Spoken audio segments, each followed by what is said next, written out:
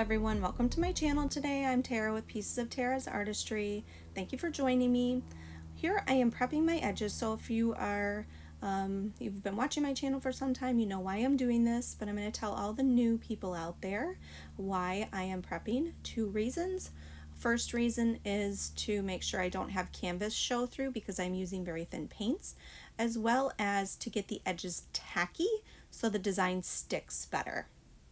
So I'm going to be using two different base formulas. This is the first one I'm using today. It is the Behr Satin Enamel. I think it's Behr Premium Plus Satin Enamel in Deep Base 7300. Now, this one I've noticed has been pretty reactive, and I haven't used it in the past. I used the Scuff Defense before by Behr, and I didn't really have the reactivity that I'm having with this one, so I thought I would, I just bought this one because I thought, well, they're probably the same, but they are definitely not. I will show you the difference in this one. So I'm going to be doing a diptych, and all of these colors that I'm laying down now are mixed with the Behr 7300 Deep Base, the formula that I gave before. So this had the base coat always has the satin enamels in it to get the pearls to pop up. Now the paint that I put over top of this has no satin enamel in it. That is very important. If you are trying these pearl pours and you're putting satin enamel in both your base paints and your pour over paints, you're not going to get pearls. So just remember that is the base coat is the only coat that gets satin enamel. So I'm gonna try and tilt this out. My paint really isn't moving there in that Payne's gray or the Prussian blue section, so I wanted to make sure that I was able to save that so and the paint wouldn't roll over it. So I wanted to get the edges really good and make sure that I have some of that Prussian blue peeking through. So oh, I wanted to tell you too, these handles that I'm using, they're called the hands-off handles. I'll put a link in the description below. You can get them on Facebook if you look up hands-off handles, or on Amazon. She has them, Kat from Hands Off Handles has them on Amazon, as well as they have a website that I believe you can buy directly from, or it may direct you to Amazon, but yeah, that's where you get them. I think that if you go to Grateful Creations, Michelle Galley, her in her description box, she has a 10% off coupon code for these handles.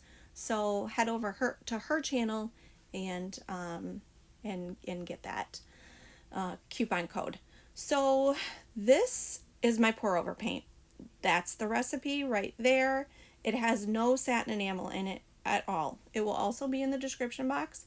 It's just the titanium white by Amsterdam mixed with my pouring medium of 50% Floetrol, 50% GAC 800, and just a tad bit of water to thin it down. So that's all that is in that white paint. So again, no satin enamels in the pour over paint. And so I'm going to tilt this. You want to tilt pretty quick. So especially with the 7300, you want to tilt quick and you want to get a large portion of the paint off of the canvas. Otherwise, you will not get the pearls to pop through. So you have to do some pretty drastic tilts, extreme tilts. And you can see on that left edge, the pearls are already starting to pop through. So I haven't even tilted back. So see how I tilted to this direction and there's no pearls. So in order to get pearls on that section, you have to tilt it back the other direction, opposite of what you had originally. So now I'm tilting down to make sure this lower edge gets pearls as well. So, and I usually will do it until I see that underpaint kind of peeking through, and that's when I know. Now, if you look to the left bottom corner, The cells popped up so fast with the 7300 that as I was still tilting to get the paint back to center, those pearls and cells got wonky. I'm not a fan of wonky cells. They're not too terrible in there for me today. I've had some really extreme ones that have been very frustrating, but that one isn't so bad. But that is why I have been so frustrated lately. Okay, so now I am going on to the second formula. Now all of these base paints have the Scuff Defense Deep Base 7353. So I put in 4 parts of that instead of the 2 parts of the 7300 because this formula needs a little bit more of that satin enamel in it.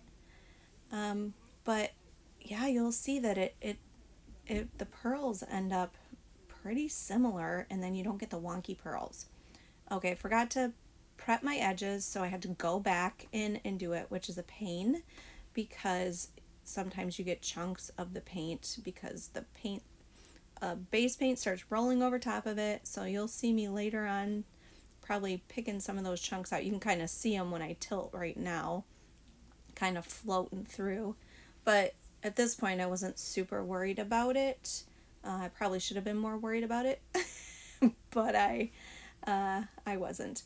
So here is my puddle paint. It is the exact same puddle paint as I used on the other canvas. So you can go back and take a look at the recipe for that that I previously posted in the video, as well as it will be in the description box. And this one, yeah, you're gonna see that when I tilt this out, it was funny because I got really nervous because I thought, well, I guess this formula doesn't work because the pearl cells started popping through really slow. You can see that really nothing starts popping through while I'm tilting this paint off like it did with the Behr 7300. So yeah, I was getting pretty nervous. See, there's like nothing on there yet.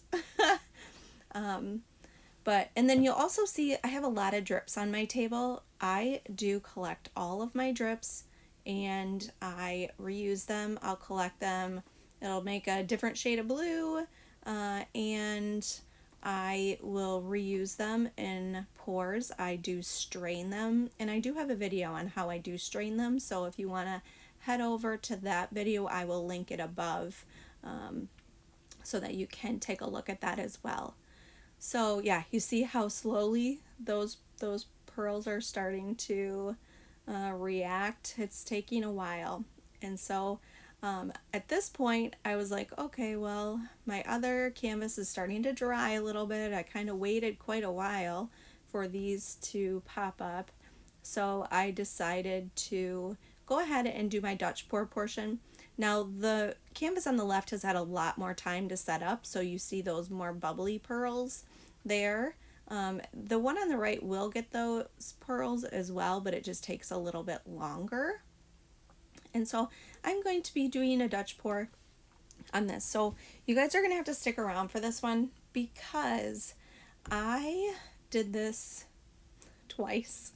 So what I did is when I put these hands-off handles on my canvases, I didn't make sure that my canvases were level. So you can level them with the handles on them, but you have to make sure that you check that out. I just didn't. I don't know what I was thinking.